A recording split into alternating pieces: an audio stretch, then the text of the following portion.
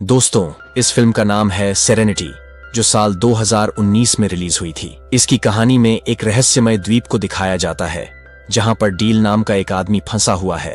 वह यह जानने की कोशिश करता है कि वह इस द्वीप पर आया कैसे, क्योंकि यहां से बाहर जाने का कोई रास्ता नहीं था। ये समझने के लिए कहानी अंत तक जरूर देखें। फिल्म शुरू होती है तो हम देखते हैं डील को, जो इस कहानी का मुख्य किरदार है। डील के पास एक बोट होती है और उसे मछली पकड़ने का बहुत शौक है। डील प्लाईवुड नामक एक द्वीप पर रहता है। वह पैसे कमाने के लिए अक्सर कुछ टूरिस्ट को मछली पकड़ने के लिए लेकर जाता। डील उनके लिए रॉड सेट करता और टूरिस्ट खुद मछली पकड़ते, जिससे उन्हें बहुत खुशी होती थी। इसके बदले में डील को कुछ पैसे मिलते थे। आज भी डील और उसका साथी 2 टूरिस्ट के साथ है जिन्होंने मछली पकड़ने के लिए पैसे दिए थे।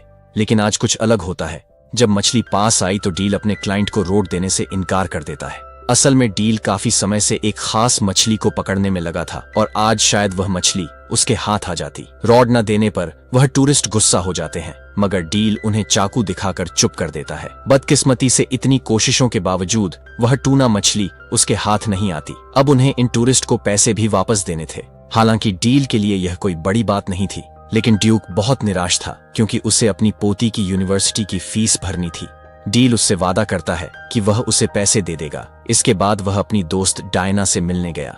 डायना उसे कुछ पैसे देती है जब वह उसके साथ समय बिताता है। तो डील उससे उसके बेटे के बारे में पूछता है। उसे भी बोट्स और फिशिंग का बहुत शौक था। दरअसल डील चाहता था कि वह ड्यूक को जाने दे ताकि वह किसी ऐसी जगह काम कर सके जहां उसे अच्छे पैसे मिले।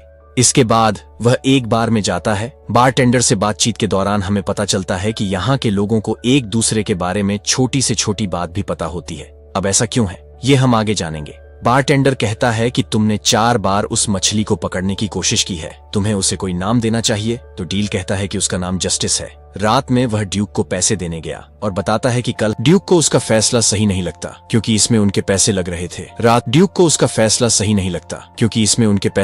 थे। रात को डील जब अपने घर में था तो उसे अपने बेटे की याद आती है, जो तलाक के बाद अब उसकी पत्नी के पास है। उसे भी अपने पिता की तरह फिशिंग का बहुत शौक था। अगले दिन वह ड्यूक के साथ बोट लेकर समुद्र में गया। पूरा दिन इंतजार करने के बावजूद भी उन्हें वह मछली नहीं मिल सकी, जिससे डील बहुत निराश था। वापस आने पर वह ड्यूक से कहता है कि तुम मेरे लिए बैड लक हो। जब से तुम्हारी पत्नी मरी है तब से तुम्हारी किस्मत ही खराब है। यह सुनकर ड्यूक को बहुत बुरा लगता है और वह गुस्से में अपना सामान लेकर वहां से चला जाता। लेकिन दरअसल डील ने यह जानबूझकर किया था ताकि ड्यूक कहीं और काम ढूंढ ले। बाहर आने पर बारटेंडर उसे समझाता है कि वह उस मछली को पकड़ने की जिद छोड़ दे, लेकिन वह उसकी बात नहीं सुनता। तभी उससे मिलने वहां कैरेन आती है, जो डील की एक्स वाइफ है। डील जानता था कि वह यहाँ किसी मकसद से आई है। अपनी बोट पर ले जाने के बाद वह उससे पूछता है, तुम्हें मुझसे क्या चाहिए। उनकी बातों से हमें पता चलता है कि डील पहले आर्मी में था, किसी कारण बस उसने वह नौकरी छोड़ दी। कैरेन कहती है कि तुम ठीक थे और मैं गलत। दरअसल डील से तलाक लेने के बाद कैरेन ने फ्रैंक से शादी कर ली थी। फ्रैंक एक अमीर इंसान था, मगर वह अच्छा इंसान नहीं था। वह कैरेन को मारता और हमेशा उस पर नजर रखता। अब उसका पागलपन और भी बढ़ गया है। डील उससे अपने बेटे पैट्रिक के बारे में पूछता है तो कैरेन रोने लगती है। वह कहती है कि पैट्रिक हमेशा सहमा हुआ अपने कमरे में रहता है, उसे यह सब सुनना न पड़े, इसलिए वह पूरा दिन कंप्यूटर पर गेम्स खेलता है। उसके टीचर्स का कहना है कि वह बहुत होशियार है, लेकिन अब वह बहुत चुप रहता है। डील कहता है कि तुम उससे तलाक ले लो, तो कैरेन कहती है मैं ऐसा नहीं कर सकती, वह मुझे मार देगा और इसीलिए वह यहाँ आई थी। दरअसल वह चाहती थी कि वह और डील मिलकर फ्रैंक को मार दे। वह उसे मछली पकड़ने के बहाने बोट पर लाएगी और इस काम के लिए वह उसे $10 मिलियन देने के लिए भी तैयार थी।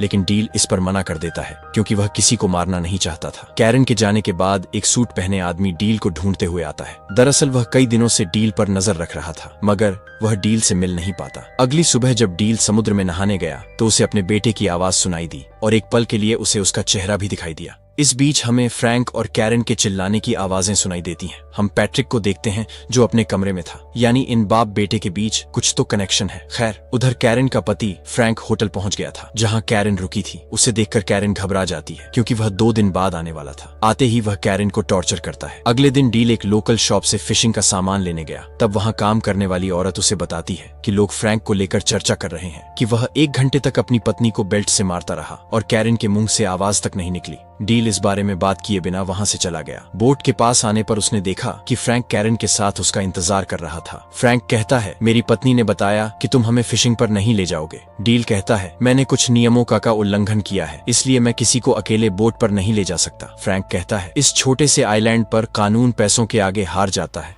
तो तुम इस बात की फिक्र मत करो। लेकिन डील फिर भी इसके लिए नहीं मानता। तब फ्रैंक कहता है हर आदमी की कोई कीमत होती है। मैं कल यहाँ आऊंगा और तुम मुझे फिशिंग पर ले जाओगे। इसके बाद वह वहां से जाने लगता है। इस बीच वही अनजान आदमी डील को ढूंढते हुए उसके पास आता है, लेकिन इस बार भी डील उसकी बात सुने बिना वहां से निकल जाता है। वह आदमी अपनी घड़ी देखकर कहता है, मैं 20 सेकंड लेट हो गया, कुछ तो गड़बड़ है। बाद में डील एक मछली बेचने जाता है, जहां कार्लोस उसे बताता है कि तुम्हें कोई ढूंढ रहा था, लेकिन डील को इसमें कोई दिलचस्पी नहीं होती। फिर वह डायना की बिल्ली को देने जाता है जो गुम हो गई थी। डायना कहती है, मैंने सुना कि कैरन ने तुमसे मदद मांगी थी। तुम एक अच्छे इंसान हो, मुझे लगता है कि तुम्हें उसकी मदद करनी चाहिए। वहां से निकलने के बाद ड्यूक उससे मिलने आया। वह कहता है, फ्रैंक तुम्हें सिर्फ एक टूर के लिए $100 देने वाला है। मुझे अपनी पोती की फीस देनी है, तुम्हें उसकी ऑफर मान लेनी चाहिए। डील कहता है, मैं तुम्हारी बात क्यों मानूं? तो ड्यूक कहता है, मैं जानता हूं तुम यह सब क्यों कर रहे थे, लेकिन मुझे तुम्हारी रहम की जरूरत नहीं, मुझे तुम्हारी मदद चाहिए। अब ड्यूक की मदद करने के लिए डील मान जाता है। बाद में कैरन फिर से डील से मिलने आती है। डील कहता है, मैं उसे सिर्फ फिशिंग पर ले जाऊंगा, मैं उसे मारने वाला नहीं हूँ।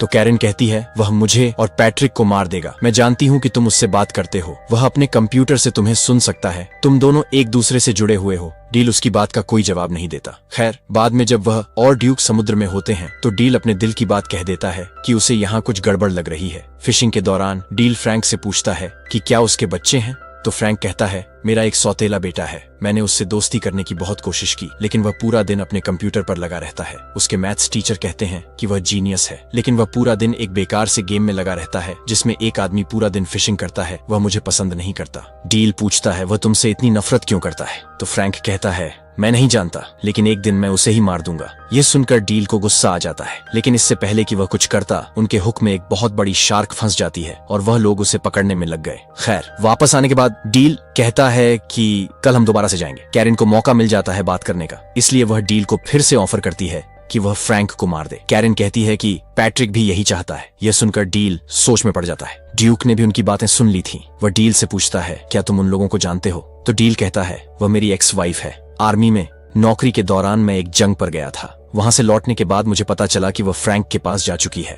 ड्यूक उसे सलाह दे कि हालात चाहे जैसे भी हो, उसे किसी को मारना नहीं चाहिए। रात को डील कैरन से मिला और अब वह इस बात के लिए राजी हुआ कि वह फ्रैंक को मारेगा, उसे बस पैसे चाहिए। वह यह सब प्यार व्यार के लिए नहीं कर रहा। जब डील घर आया तो वही अनजान आदमी उससे मिलने आया था जिसे हमने फिल्म में कई बार देखा। वह वही डिवाइस लेकर आया था जिससे डील उस टूना मछली को पकड़ सकता है जिसे पकड़ने का सपना डील बहुत समय से देख रहा है। और यह डिवाइस वह आदमी डील को मुफ्त में देने वाला था। उस आदमी के मुंह से निकल जाता है कि यही खेल का नियम है और मैं ही नियम हूँ। यह सुनकर डील को अजीब लगता है और उस आदमी पर शक भी होता है, इसलिए वह उसे धमकाता है और पूछता है कि बताऊं तुम कौन हो। तब वह आदमी, जिसका नाम रीड है, बताता है कि असल में ये सब असली नहीं है, ये बस एक खेल है और खेल का नियम है कि यहाँ कोई मरेगा नहीं। तुम एक कैरेक्टर हो और तुम्हें उस टूना मछली को पकड़ना है। डील को उसकी बातों पर विश्वास तो नहीं होता, मगर इस जगह को लेकर उसे हमेशा शक रहता था। उसे याद ही नहीं था कि वह कब यहाँ आया और कितने समय से यहाँ है।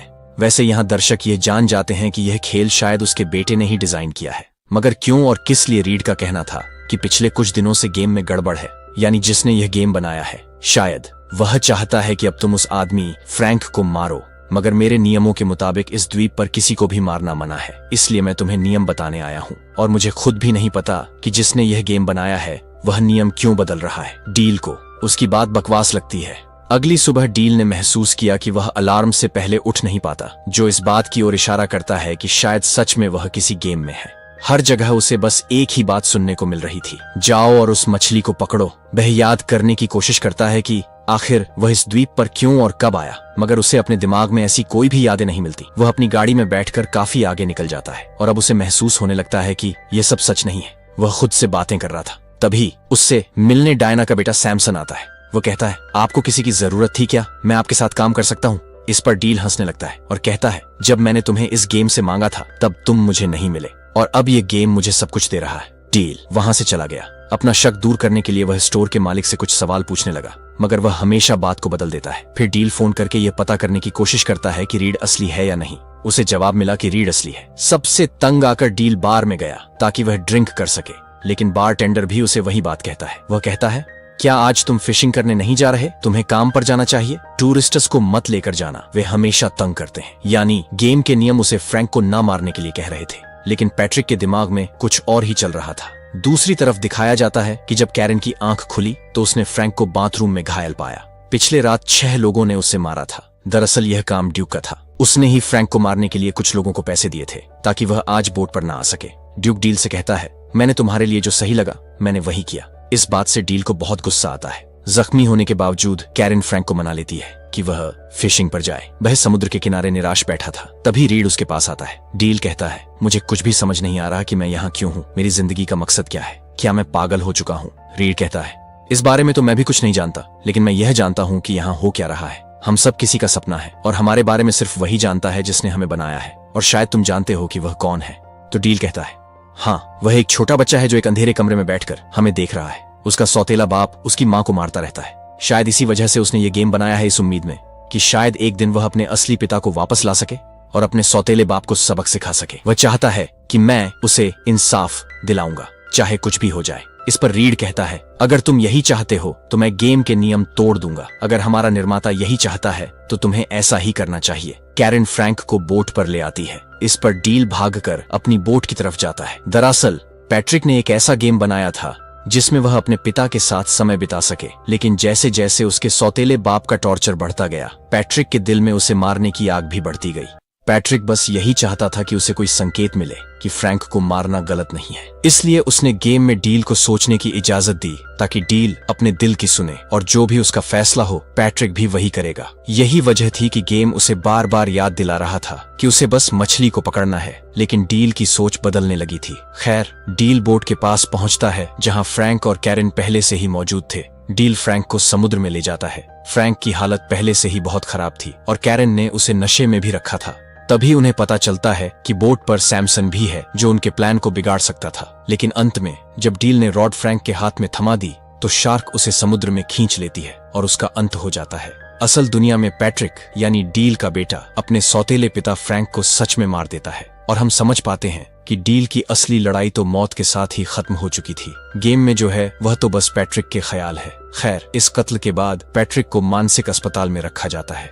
गेम में हम देखते हैं कि कैरन डील को अलविदा कहती है, लेकिन डील में उसने पैट्रिक को अपनाने की शर्त रखी थी। डील जानता था कि वह बस एक गेम है। तब कैरन रोते हुए कहती है, कभी ना कभी तुम उससे जरूर मिलोगे। तभी कैरन वहां से गायब हो जाती है और डील के पास एक फोन पर कॉल आता है। कॉल की दूसरी तरफ पैट्रिक था। उसकी आवाज सुनकर डील भावुक हो जाता है। पैट्रिक कहता है, मैंने बहुत गलत किया है। तो डील उसे समझाता है, तुमने जो भी किया अच्छे के लिए किया। पैट्रिक कहता है, मैं भी गेम में कुछ बदलाव करूंगा ताकि मैं तुमसे मिल सकूं। डील बहुत खुश हो जाता है और कहता है, मैं तुम्हारा इंतजार करूंगा। कॉल कटने के बाद डील देखता है कि वहां सब कुछ बदल रहा है, और अगले ही पल हम देखते हैं कि पैट्रिक भी गेम में है। वह डील से मिलने के लिए बोट की तरफ भाग रहा है। उसे देखकर डील बहुत खुश होता है। दोनों एक दूसरे को गले लगाते हैं, गेम में ही सही, लेकिन पैट्रिक अपने पिता के साथ था और यहीं पर फिल्म का अंत होता है।